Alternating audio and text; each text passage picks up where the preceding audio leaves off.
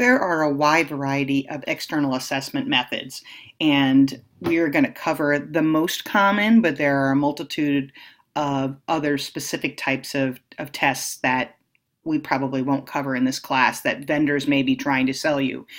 So I'll try to keep you forewarned of categories of tests that are the most common and types of tests that you should shy away from, that they're not very good.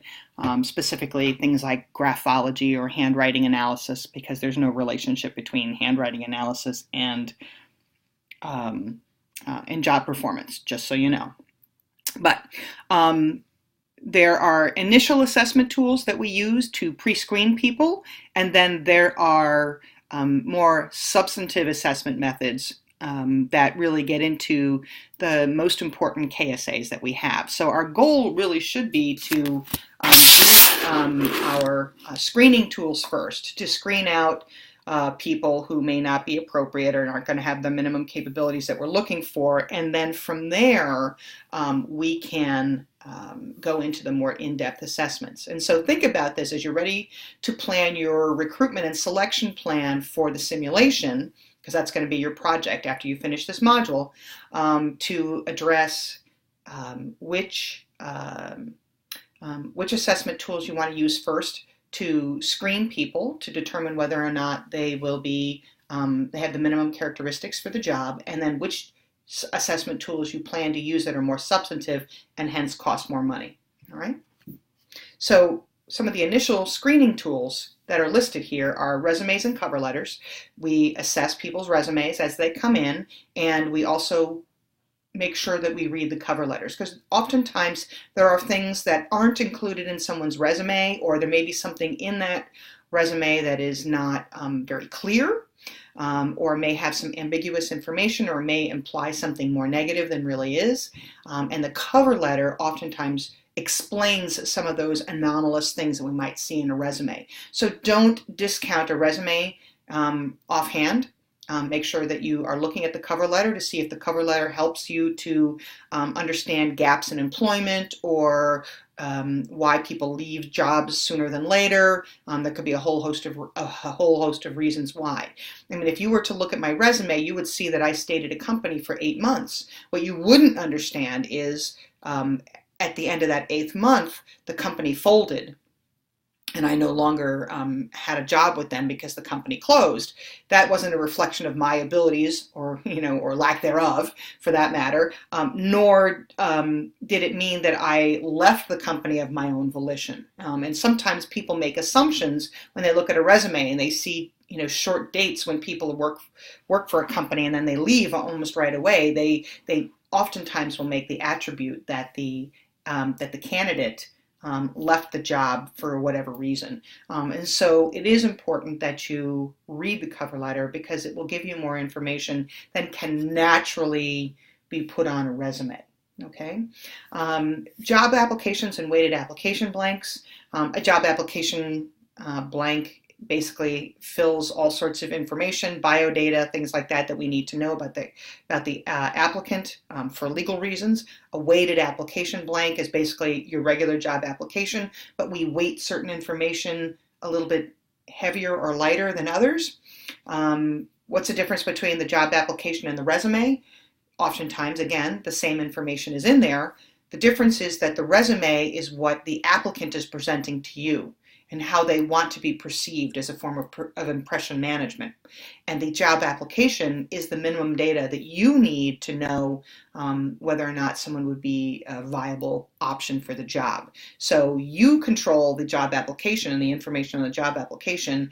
The applicant controls the resume. And so even if, for yourself, if you're looking for a job and someone says, please fill out this job application, recognize that they need a consistent method by which to assess all the applicants for the job, and the application blank is the first thing that they can do and they can use to make sure that every applicant has information set up in the same way. It makes it easier for me to review it. It makes it easier for me then to make determinations of whether or not someone meets the minimum criteria for the job.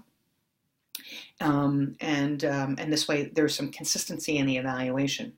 As you know, there isn't consistency in the way resumes are are constructed and presented to people.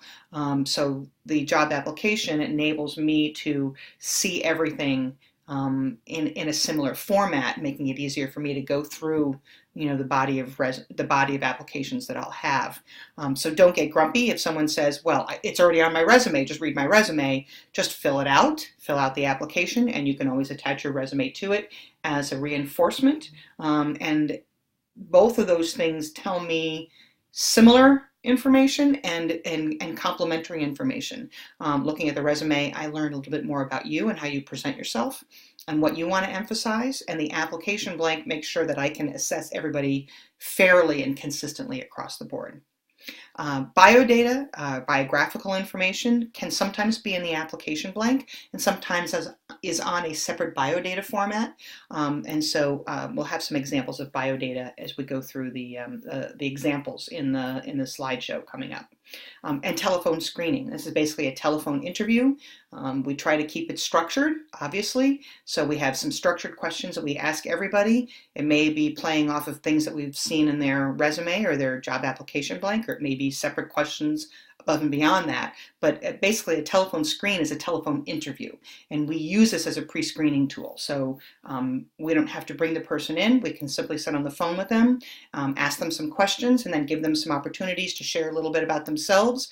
And this way, we keep some consistency in the way that we approach every applicant that we think meets our minimum criteria, so that we can determine who's going to go from applicant to candidate. That's the goal.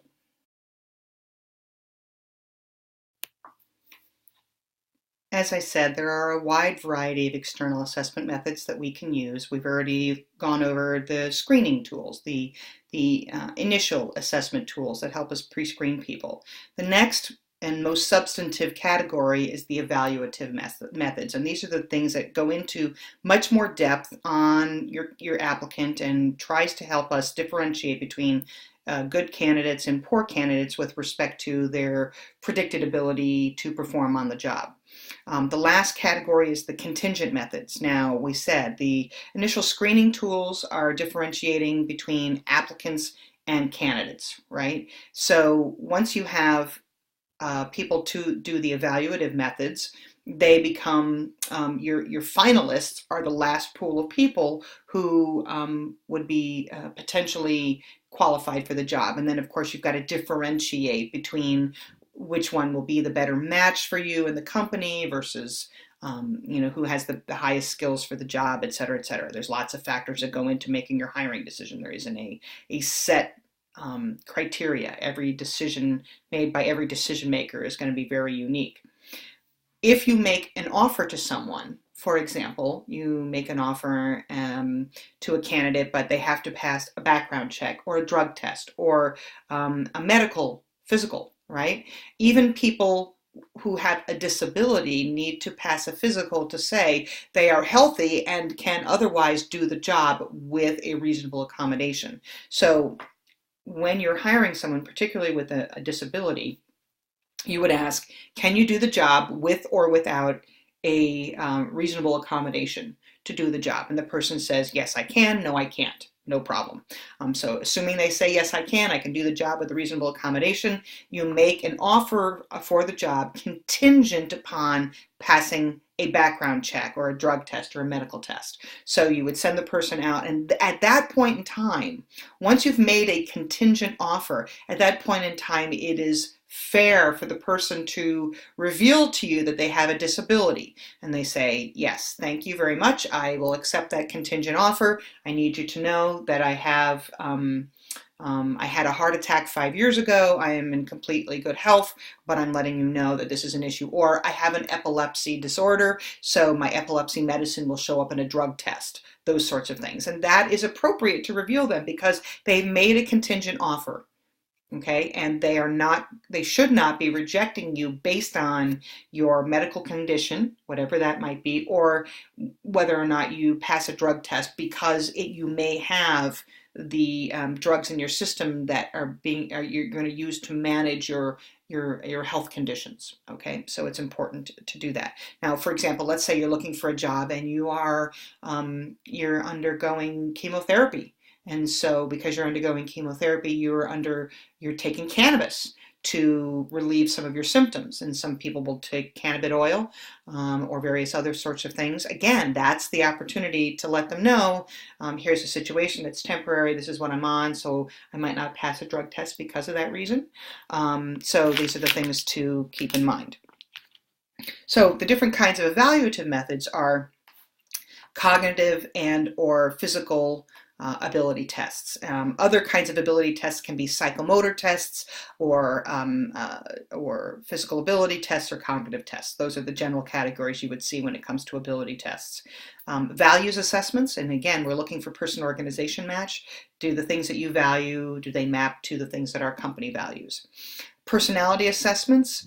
Again, personality traits, different traits. The big five is the most important one. That's the openness to new experience, conscientiousness, extroversion, agreeableness, and emotional stability or neuroticism. Okay, those are the most common personality assessments out there.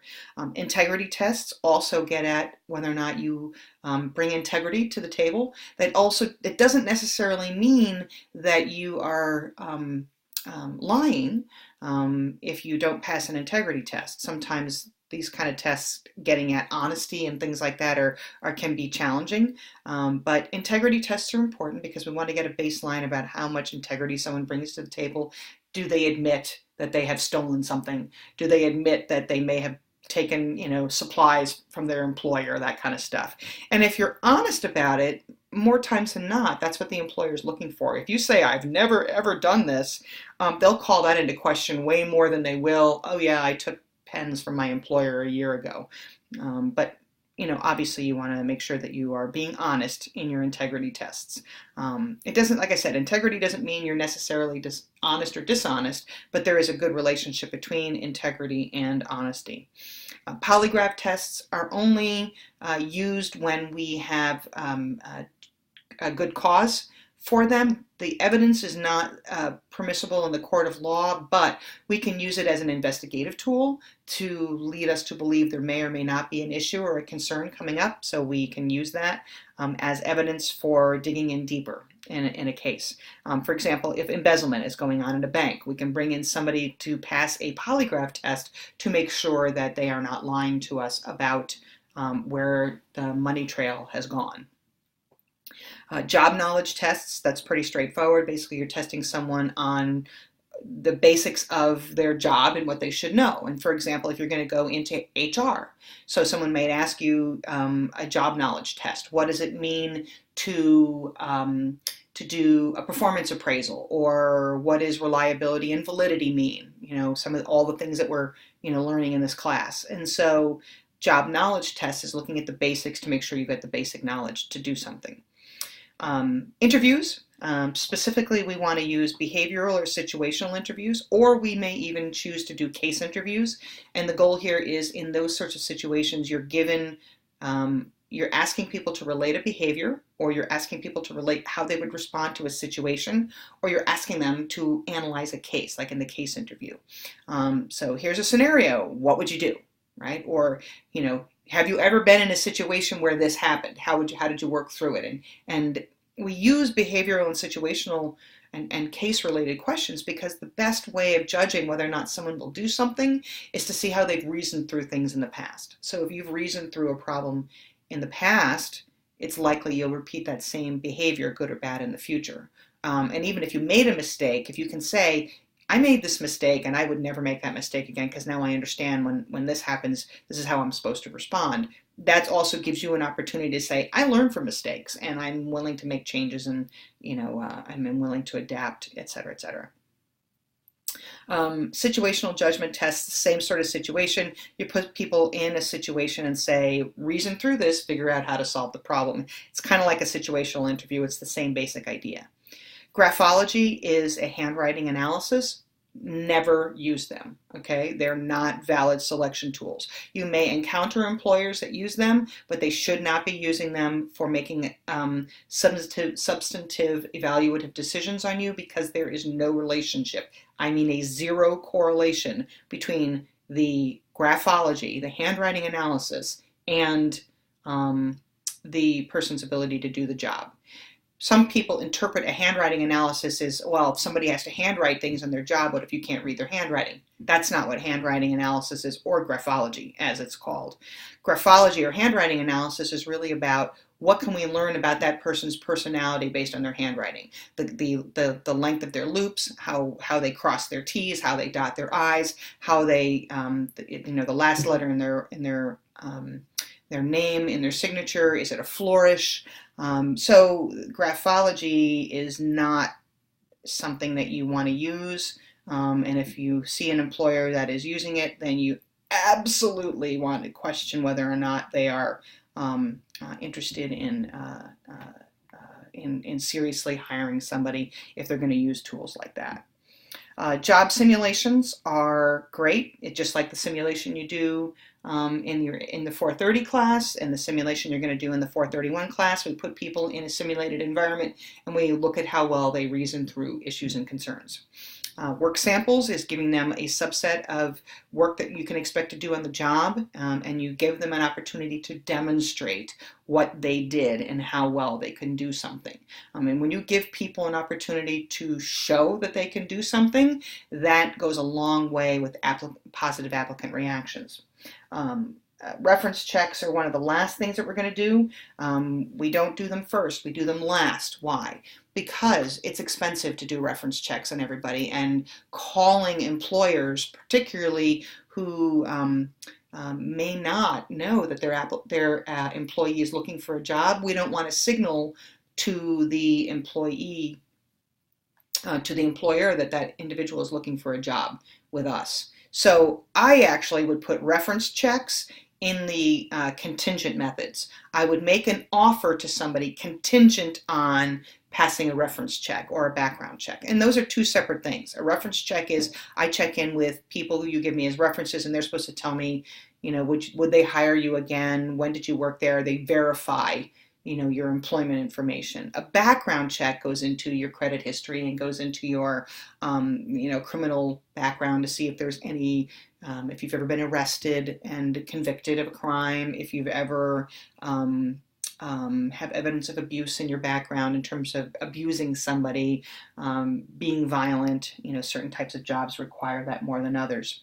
So I move, in my mind, even though the textbook has a reference check as an evaluative method, I leave it as a contingent method. I would never do a reference check on someone until I'm ready to make a contingent offer to them, and then I will do the reference and background check all at once. That makes much more sense to me.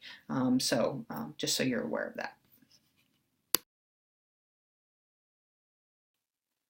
This is also a resource that you want to hold on to. This is table 9.3 in your textbook. This gives you a really good sense of which selection tools are better than others and what their strengths and weaknesses are. For example, an assessment center typically has a validity of about 0.37. And as you know from our work on validity coefficients, that's about as good as it gets. It doesn't get much higher than that.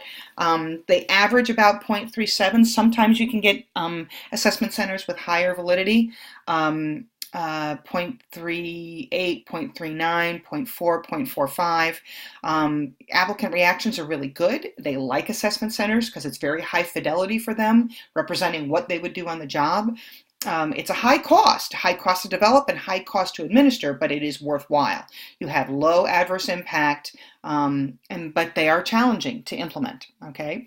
And so you can go through this list. Let's go down to graphology, right? Remember I said your average validity on graphology, 0.02, which means it's as good as zero. There's no relationship between the graphology results and your performance on the job. Applicants don't like it. They're high cost, high cost to develop, high cost to administer, because you have to get a specialist in to be able to read the handwriting analysis. There is low adverse impact, but they're not useful. So why would you use a tool like that? So when you are ready to select your Develop your selection system, and design that for your simulation. Make sure you refer back to this table. Go through the different types of tests that you can expect. Look at what the average validity is for that test and think about, I'm going to use a certain thing, but I recognize there may be a problem with adverse impact if I use this tool. So I have to balance it with another high validity tool that is not likely to have adverse impact. So use this table, make a copy of it, laminate it, keep it for the rest of your career in HR, because this is going to be an awesome way for you to at a glance know what the strengths and weaknesses are for each of these types of general assessment methods. This is from table 9.3 in the textbook. It is an example of a weighted application blank and the scoring key for how you would evaluate the application blank. So general categories, things that you want to be looking at. Their previous occupation, did it fit within the category that I'm looking for, or is it outside of that category? So for example, this person is looking for someone who may have a social type of occupation because they're trying to hire a sales associate. So they're looking for someone who has sociability, who is willing to interact with others, is maybe more outgoing. So their previous occupation, was it engaged in that sort of activity or not? Education, obviously they want to look at how many years of education they had, whether it was they graduated from high school or college or grad school and beyond. Personal sales experience, if they had previous experience in sales, that gets a bonus, otherwise it doesn't get anything. Did someone work full-time or part-time? Part-time is fine, but really what we're looking for is somebody who does full-time work. Confidence replies to the question, what amount are you confident of selling each month? Again, you can look at how confident they feel in being able to respond to that, or do they not reply to the answer to the question. Family sales industry, has anyone in your family ever worked in sales? And oftentimes if family members have worked in sales, then that really has a positive impact on people. They're more likely to emulate those behaviors themselves because families influence you, right? So this just gives you an interesting idea. I may or may not agree with the way that they've weighted these things. It really depends on my company. It depends on what I'm looking for. It depends on the position. But this gives you a good example how you can weight what you see on an application blank to see whether or not some application blanks are weighted heavier than others. And of course, you can always ask questions in your application blank. You don't have to assume that it is simply just give me your name, your date, when you graduated from high school or college, et cetera, et cetera. This is an example of a biodata form. You can see this in table 9.5 in your textbook. And it gives you some example of sample biodata items. How many different paying jobs have you held for more than 2 weeks in the past year? Obviously, you want that to be as low as possible. You want to know that this person is fairly stable and that they've held a job for more than 2 weeks, etc. In your leisure time, what kind of things do you most like to do? And you can tell them to circle all that apply. Have any of your family ever worked in this industry, whatever that industry might be? Again, with sales, that may be a very relevant thing because a family that has a history of working in sales will probably influence people and how to approach sales. And this one is, have you ever repaired small motors at home? And again, this was probably a company that was trying to hire people to do small motor repair, right? So they want to say, have you done this at home? Even if you've never had a job in it, have you done this sort of thing at home so that we know that the skills that you've done in your sort of private life would spill over into your professional life. So there's a whole bunch of different kinds of ability tests as we talked about, but this is an example of a cognitive ability test. And of course, there are as many different types of cognitive ability tests as there can be out there.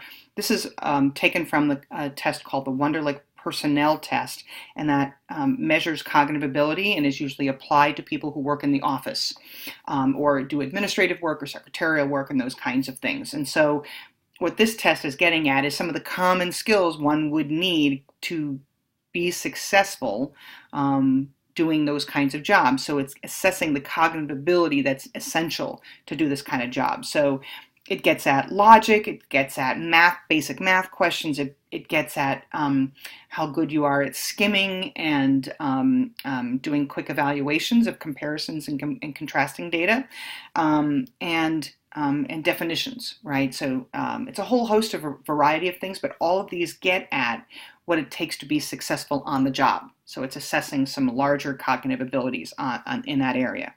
And so all you can see at the answers at the below: true, yes, if the girls play basketball, all basketball players wear hats, the girl is wearing a hat. So of course, number one would be true based on the logic. Number two, pencils are selling for 17 cents each. How much will 4 pencils cost? Basic math. 4 times 17 cents gives you 68 cents. How many of the 5 pairs of items listed below are exact duplicates? And it's looking about whether or not you can see subtle differences between things, so comparing and contrasting. And there are two items here that are the same: G.K. Lau and T.S. Garcia. Both of those are the same. The rest of the names, if you skimmed them quickly and didn't look and weren't discerning enough, you might not see that there was a subtle change in each of the names or the initials involved in those. And number 4 is looking at the words demand and defile, and do these words have a similar meaning? Do they have a contradictory meaning? Or they mean neither the same nor are they opposites? So they're not the same, they're not opposites of each other, synonyms, antonyms, whatever. They are completely different. And so you have to determine, you have to know the definitions of those words. The answer to this one, of course, is it's neither. They're neither the same nor are they opposite. They're just two different words with no relationship to them whatsoever. This is just a subset of the kind of questions you'd see on the Wonderlic. And in fact, I used the Wonderlic in my dissertation, and it has somewhere of 50 to 100 questions, if I remember correctly. It's been a long time since I did my dissertation. But those help you with assessing whether or not someone could do an ability test, or someone can do well in an administrative office type job.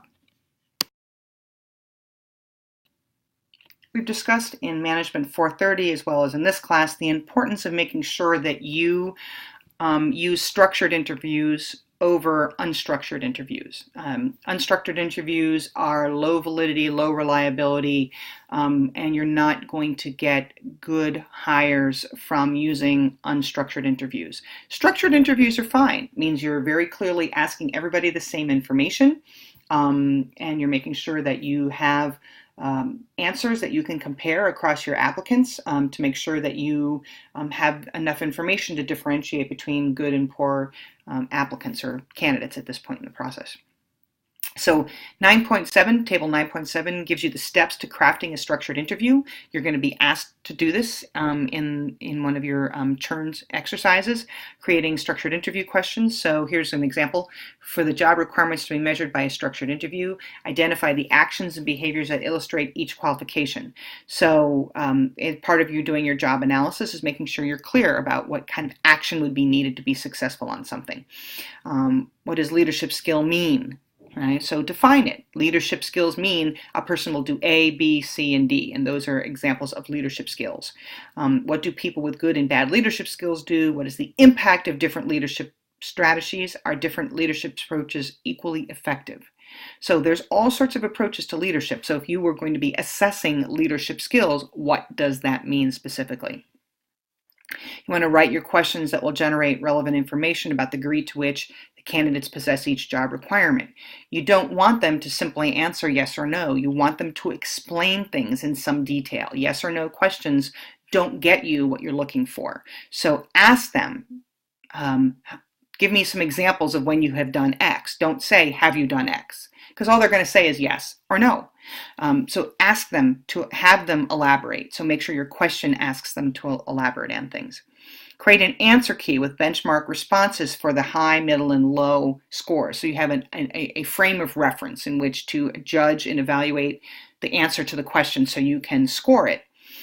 Weight the benchmark responses based on the importance of each question, and we determine the importance of each question relative to the job requirements matrix and what we said were the most important tasks, knowledge, skills, and ability, and the tasks that people had to do for a job. More important questions, of course, get a greater weight. We want to select and train interviewers to increase their standardization, reliability, and validity. So it's one thing to say, ask standard questions of all your applicants.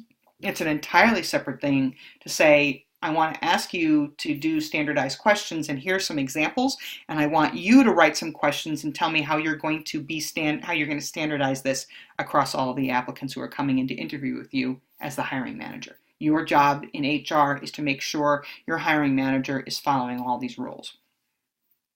You want to evaluate the effectiveness of that interview in terms of its validity and reactions of the stakeholders. Was it fair? Was it perceived well? So you can ask your applicants afterwards, what was their reaction to the interview questions, and you can see whether or not you get a good hire from that, or how long the people stay with the organization after that, whether or not they reject a job offer after it's being made. There's all sorts of factors we need to consider.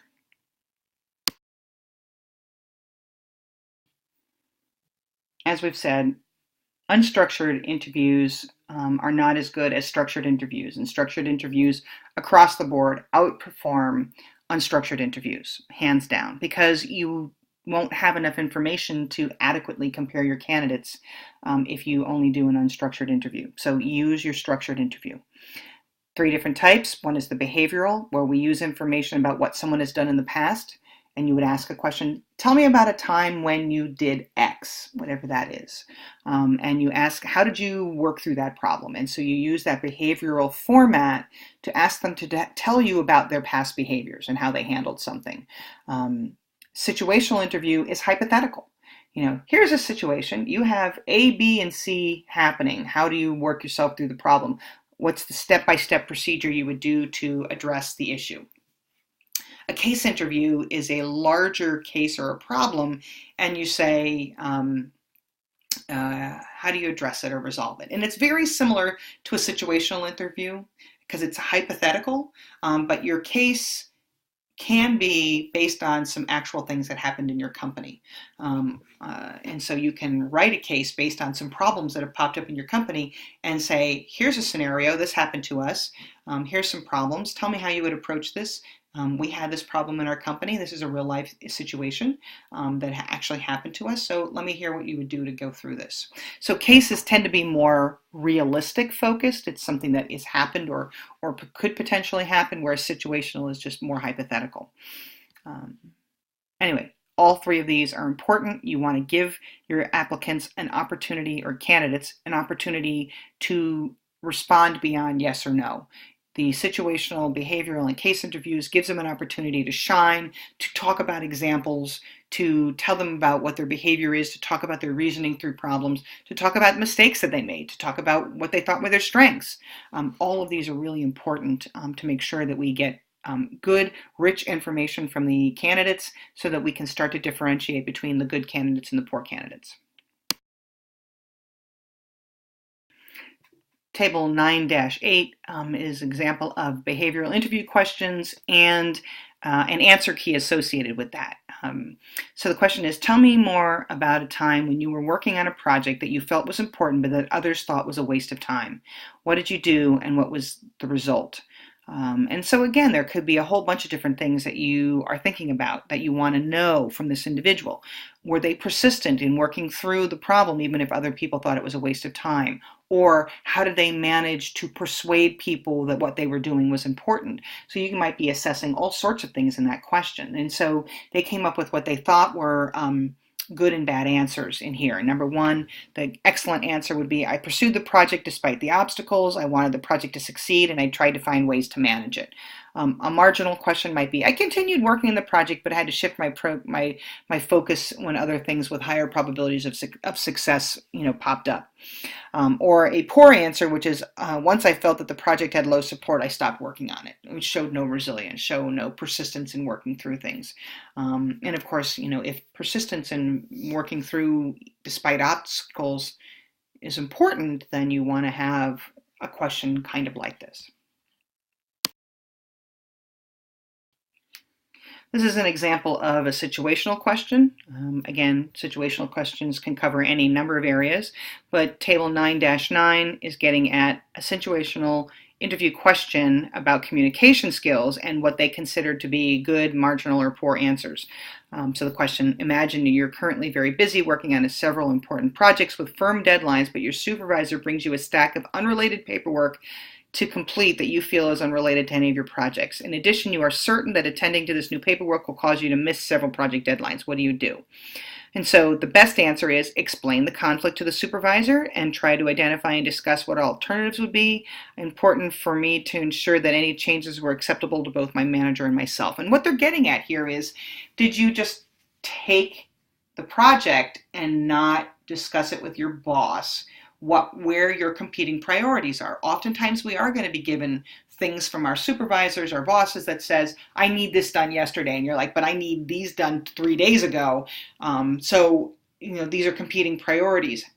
This is what I think is the priority. Are you in agreement with that? When would you like this done relative to these other things which also need to get done? And so if you don't communicate that with your boss, you can run into a lot of problems. And so the goal here in this situational question is getting at how willing is the candidate to advocate for themselves and to work collaboratively with their boss to make sure that when they have something that needs to be done and there's competing priorities, that the boss is helping them to make a good choice about what should be set as a priority. Because if their boss is adding a new thing to your pile, your priority list is going to shift. And so that would be an important thing to address. So sometimes you're going to say, okay, boss, here is what I'm working on right now. Do you believe that this thing is a higher priority? If so, if you can explain to me how it's related to what I'm doing, and then I'll make sure that I take care of it. And if it's not, is it okay if I make this a priority first and then I work on that? And this way you're communicating and everybody's in agreement and there's no assumptions and there's no problems. And you're working collaboratively. That's the goal. A marginal answer is simply saying, I'll tell my supervisor I've got a conflict, but I don't work with that supervisor to try to resolve the problem. And the poorest example is, I accept the conflict and just do the best I can. That's not going to work. You want to make sure you go back to your boss and say, here's the conflict. How would you advise? I'll make a choice about what to do best, but what do you think would be the highest priority? I love this example from the textbook about the STAR technique. This is a great one for anybody who's looking for a job and is being asked to answer a behavioral interview question. It's also really good to think about when you're creating your answer key. Do we cover all the STAR criteria? The situation or the task, or the task, the action that you took, and the results that you achieved. So there's a set formula that you want to follow when you're answering a question like that, or if you're writing the answer key for a question like that.